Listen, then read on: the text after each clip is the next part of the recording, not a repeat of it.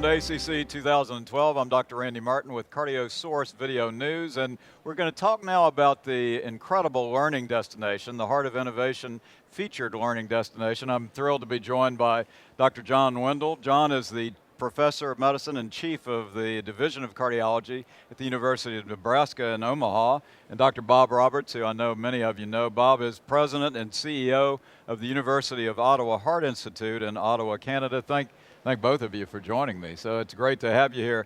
So, John, let me begin with you. What do you see as the primary goals for this Heart of Innovation learning destination? I think the Heart of Innovation learning destination is really bringing all of the great innovations into one site. So things that are happening with Dr. Roberts and stem cell and matrix therapies, that's coming in. There's a lot about patient engagement and growing the shared decision making, and lots of new technologies coming out. So it's a really robust place. Bob, if I look back over, I graduated from medical school in the late 60s, and if we look back over the decades past, what do you think have been the major breakthrough innovations in cardiology? Well, I think that to follow up with John's point, I think having an innovation center, you have to keep in mind that cardiology's half-life in terms of technology is about 2 or 3 years. And I think it is a great idea to bring together innovation. But if you look at, from cardiac point of view, certainly you could say coronary angiograms in the 60s was a major innovation. Cardiac bypass surgery, angioplasty, and if you look at all of the techniques with pacemakers, defibrillators, and synchronized pacing.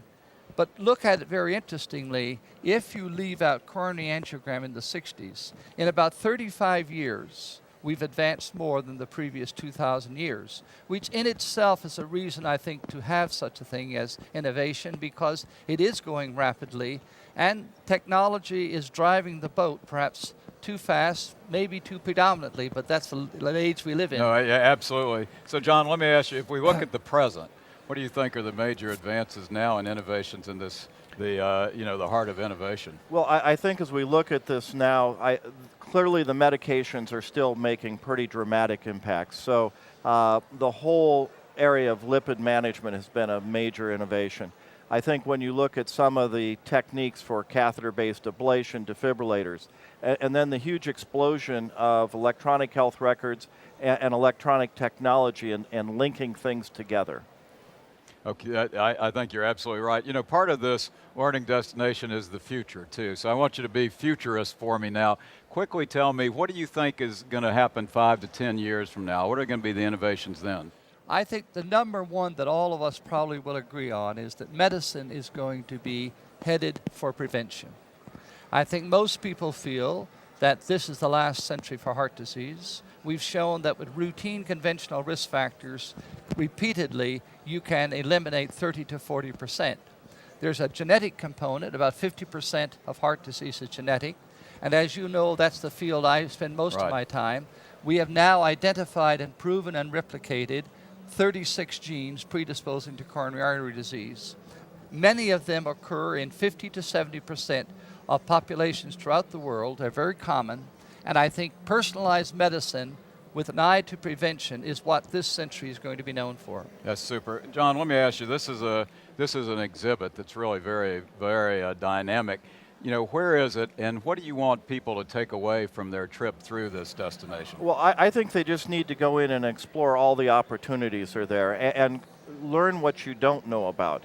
So there's so much in genetics that, as an electrophysiologist, I may not be exposed to. So I think you have to go out and see all of that. Is it easy to find? Where is it? In this mammoth convention center that we're sitting in? Is it's out in the, so it's easily recognized, I think right? that even though with all of the social media and mass media we have today, I would say the answer is no. It's not readily available.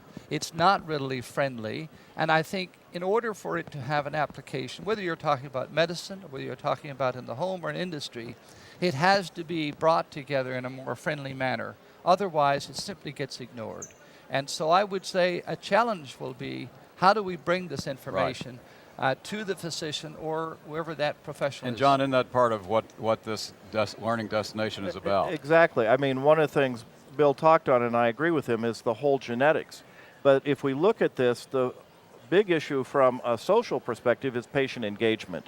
While we've made tremendous growth in reduction of morbidity and mortality from cardiovascular disease, quite frankly, people have never been fatter or exercised less. Right. And I think getting patients engaged in their health care, because the majority of cardiovascular risk factors, besides the genetics, are modifiable at the level of the individual. And I think that's the challenge, and I think the Heart of Innovation will help us connect that as well. So that's a good place to thank you both for joining me. So we encourage you all to go to the Heart of Innovation. It's a great place to learn about all the factors that John and Bob have been talking about.